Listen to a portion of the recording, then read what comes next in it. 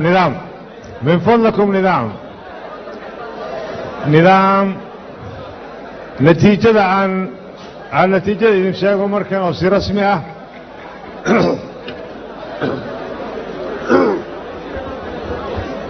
نتيجة وريق اللباد oo ay ku tartamayeen 3 musharax waxay noqotay sida soo socota musharax madaxweyne mudane shariif sheekh axmed wuxuu helay 46 cod mudane musharax madaxweyne xasan sheekh maxamuud wuxuu helay 97 mudane maxamed cabdilaahi farmaajo wuxuu helay 184 saadaradeed raalli waxaan u gudbaynaa wareegga saddexaad meeshiina fadhiya waxaa markaa ku tartami doona 2 musharax sida dastuurka uu qabo mudane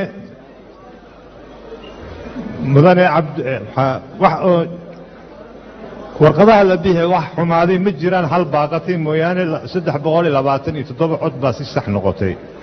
waxaa wareegga saddexaad ku tartami doona mudane musharax madaxweyne xasan sheekh maxamuud iyo maxamed cabdulaahi farmaajo labadaasi marka xogeynta ha diyaariso warqadaha oo hana soo dedejiso